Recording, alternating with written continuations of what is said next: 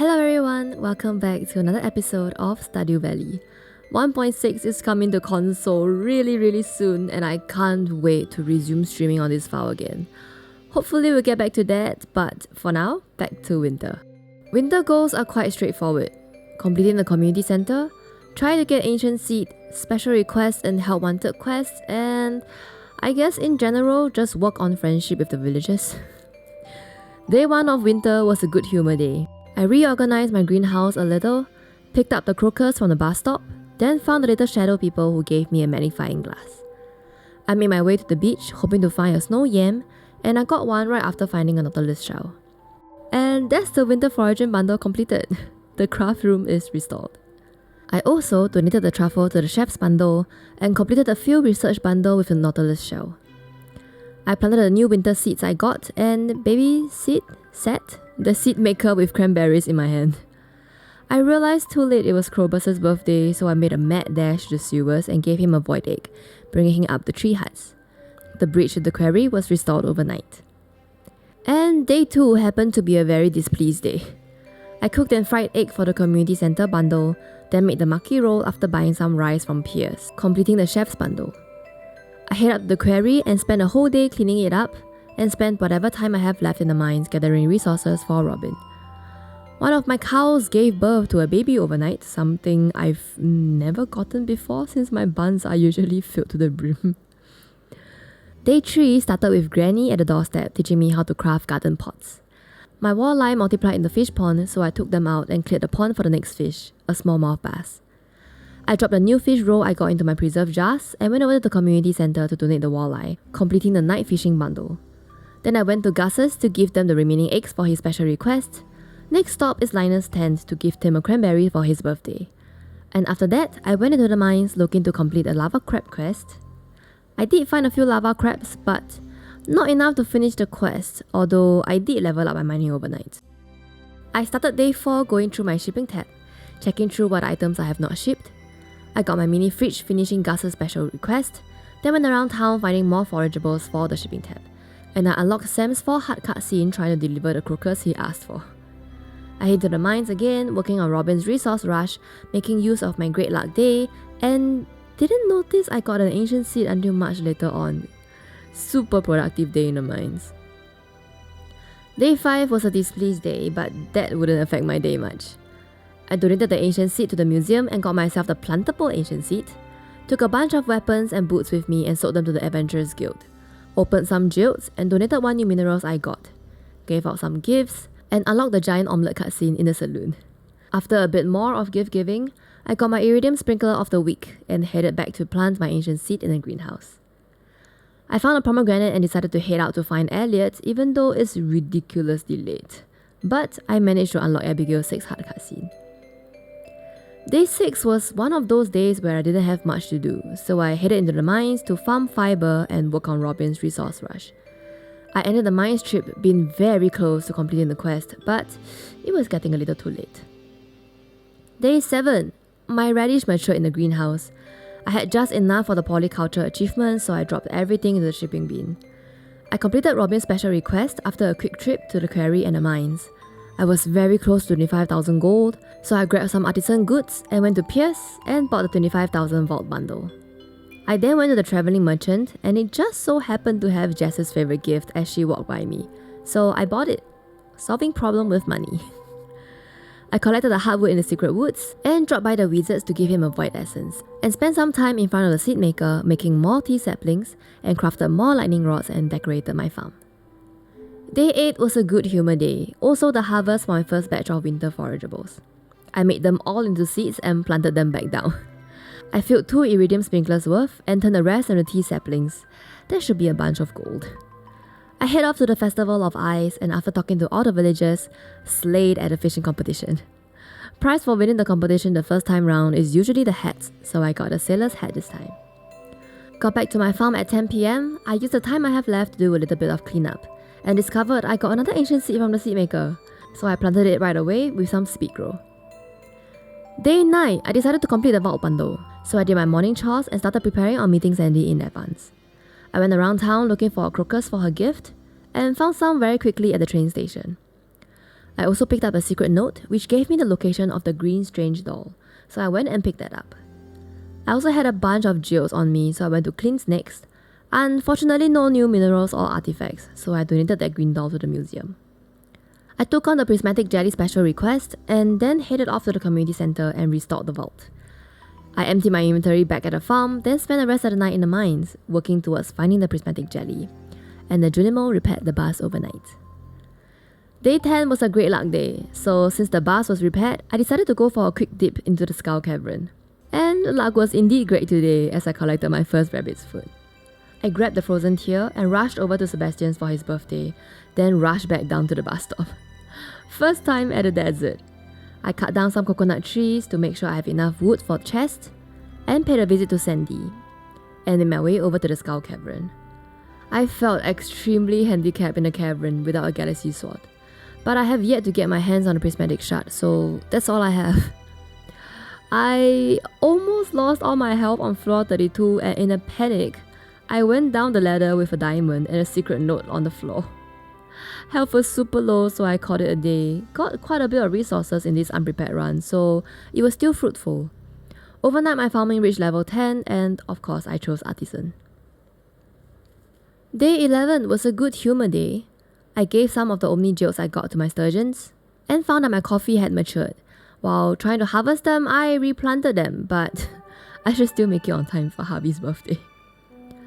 I picked up a bunch of pine seeds and made my way to the desert again. Here's the start of my new tree farm. Next on the agenda was visiting Sandy and buying a bunch of seed. And I conveniently forgot that I needed 10,000 gold for my radium sprinkler on day 12.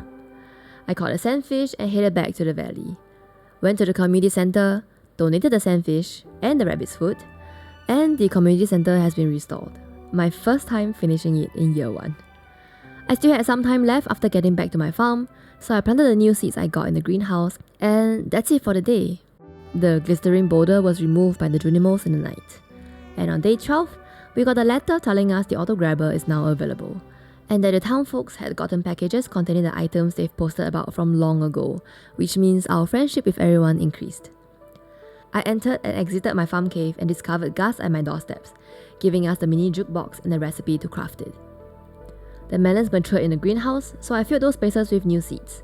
I then grabbed a bunch of stuff for gifts since it's a Friday and most town folks are going together in the saloon. First, I went to the wizards to complete a quest asking for a void essence and also to gift him another one right after.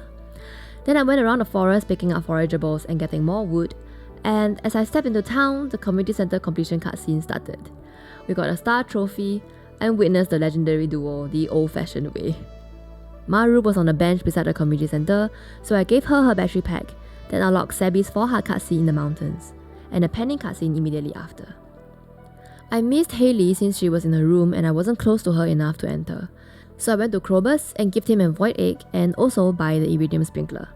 Then it's time for the saloon. One round of gift giving later, I accepted a help wanted quest from Shane for a jade, so I went back to my farm, picked up the pale ale that Pam requested too, and that got me to 10 hearts with Pam. I used the little time remaining of this day to find the prismatic slime in the mines, but of course, I'm super short on time. Day 13, I received a letter from Willie that the back room of his shop is now open, and I got a bunch of new recipes, I guess from the gift frenzy last night. My cauliflower matured in the greenhouse, and I discovered I've never actually shipped it, so I turned a few into seeds and sold the rest. Then I head to the mountains to clear some cutscenes on the way to the mines. I saw their argument over a tomato. Then Robin was clearing dust off a saw, and then went into the mines to continue my hunt for the prismatic jelly, but still no luck, although I did manage to get a decent amount of resources. Day 14, I need to finish my prismatic jelly quest today, so after a quick trip to Harvey to give him his birthday gift, I went straight into the mines. I got a few secret notes, one of them asking for a maple syrup, wonder what's that about? And I finally found the prismatic slime at 7 PM, just in time for me to run to the wizards and complete the quest. I used the remaining time to organize the farm and crafted some more mayonnaise machines and called it a night. Day 15 was a displeased day, but I'm welcoming my second harvest of my winter seeds, so I harvested them, crafted a bunch more winter seeds and planted 3 iridium sprinklers worth. I had much more seeds, but I didn't want to bother with manually watering them every day. I decided to focus a little more on my friendship with Hayley since she's the only townfolk that is still below 2 hearts. I picked up a special order for ectoplasm, the quest that gave something really useful but I completely didn't try to complete the last time. I gave a sunflower to Hayley, then did some fishing in front of her house to clear the winter fishes. Then once the night market opened, I went over. I had just discovered I could buy seasonal crop seeds from the merchant at the night market, so that's what I did. I bought a bunch of seeds that will work towards the polyculture achievement. I then went for the mermaid show and got a pearl, then went to the submarine to reach the deep sea fishes. I did manage to catch a blockfish and a midnight squid before heading off to the quarry. I had forgotten I wanted to clear it, and I was glad I took the trip over because I got a prismatic shard from the mystic stone. Day 16 was a little bit of gifts and a little bit of fishes. I went to Hayley's first, but it was too early for her to leave her room, so I went over to Harvey instead and unlocked his 4-heart cutscene. Gave him a coffee, then tried to find Robin, but she was missing for some reason. So I went to give Hayley her sunflower, then went to the beach for Elliot, but he too was not in his home. I found his schedule and found him in the library. Then I fished in the town river until the night market opened and went straight to the submarine. I caught the spookfish after slowly learning the patterns of the other fishes, then came back up to the beach to catch a normal squid and headed home at midnight. Day 17 was a neutral day. I also got exactly 44,444 gold. I went to the wizards to pass him his birthday gift, then bought another rabbit and 2 more goats and a pig. After which I went to Willis to hand him the squid he asked for in the mail, then headed to Clint's to give him his gift as well as his request for an iron bar. I went into the mines looking for the ectoplasm that the wizard had requested, then went to the night market after they opened to get more fall seeds, and went back to the mines to continue the hunt for ectoplasm. Did not manage to get the ectoplasm, but I did level up to level 8 combat, which means I now have access to explosive ammo. So on day 18, I decided I would spend a whole day in the mines now that I have explosive ammo. Going through the mines will be much easier and also hunt down the ectoplasm. I went a few rounds in the frozen area of the mines, but their spawn rates are so low that I started to just brute force their appearance by refreshing the floors over and over again by elevator. But still no luck, so I went home at midnight, deciding not to risk my energy for sleeping out in the mines and come back with a monster mask. Day 19, Displeased Day. I did my chores and went to Krober's first for the Redeem Sprinkler, then headed to the beach to check on my crab pots, and unlocked the cutscene where Billy's shop was overrun by crabs. So Gus and I helped him clean up his shop, and I got nothing useful from my crab pots. I finally got to the mines past noon, and after using a monster mask, I got the ectoplasm on the floor right after. I decided to make full use of the mask effects and work towards some of the monster eradication goals. I left around 8 PM when my health got low and discovered a bunch of stuff I did not know I got, including an ancient seed, which I crafted into the plantable one and dropped it in the greenhouse straight away. I took a void essence with the ectoplasm to the wizard. All these void essences to the wizard had brought him up to 9 hearts. Day 20 was a great luck day, and since I had not gone to the desert since getting the prismatic shard, I decided I'll head to the Skull Caverns today. I got a recipe in the mail for the mini obelisk and grabbed the diamond and rushed over to Granny's for her birthday, and unlocked George's 6-heart cutscene as well as Evelyn's 4-heart cutscene, and Harvey's 2-heart cutscene. I was not expecting this. I bought the bus ticket and then realized I had not taken the prismatic shard with me. So another bus ticket and a gift to Sandy later, I got my hands on the Galaxy Sword. I got 4 quality sprinklers on floor 13, then stepped into a prehistoric floor right after. I got a cowboy hat on floor 19, then called it a night at midnight. It turned out to be quite a decent casual run. Day 21, I decided to clear some quests and gifts, so I grabbed the Maypal syrup and a void essence since the wizard is nearby. I got the bear's knowledge and headed to town. I gave Elliot a dark feather, gave Hayley a sunflower, and unlocked Elliot's 4-heart cutscene in the saloon. Then I gave Sam a cactus fruit and went to the mountains and unlocked the wizard's quest. I caught Linus on the way down from the train station and gave him a coconut. Then I went to the sewers to start on the wizard's quest.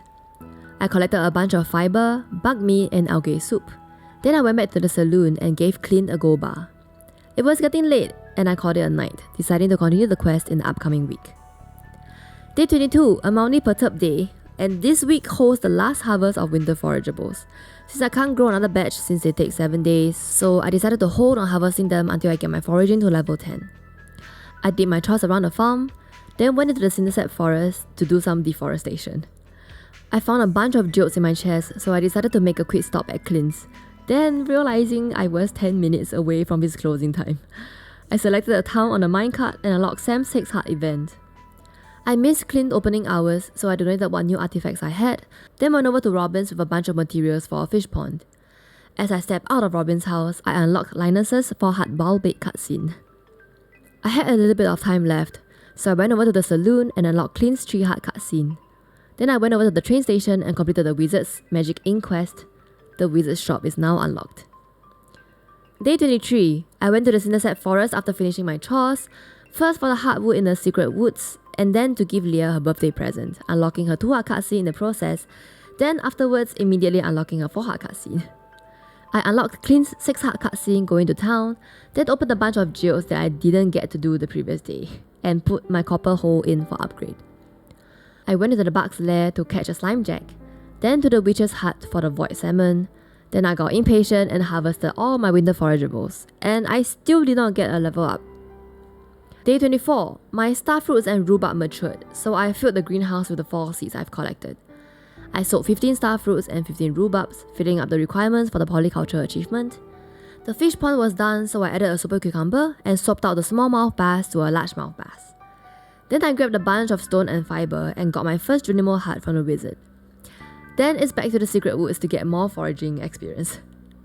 I went back to my farm to clear my inventory, and after realizing I had completely forgotten about a bug meat special request from Willy, I went into the mines.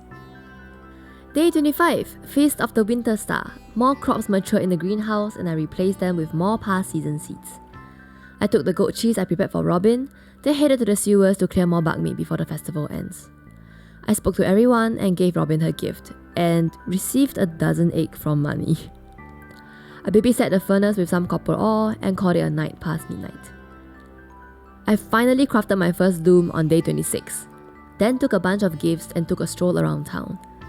I went into the sewers to buy the iridium sprinkler from Krobus, and then realizing I had not spoken to him, turned around with the sprinkler in my hand. Yup, that's a restart. So after all the chores and gifts all over again, I went into the mines until people started heading to the saloon, got my new sprinkler, and started my second round of gift giving.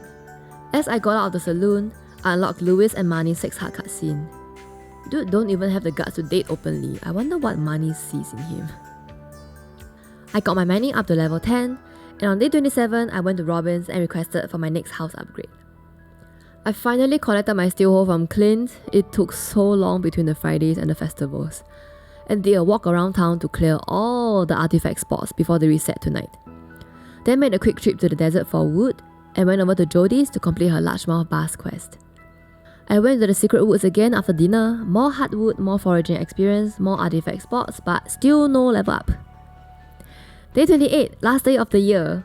I spent some time decorating the farm, putting down paths where I don't want seeds to grow. Then I went to Clint's to buy coal before the price hike in the coming new year.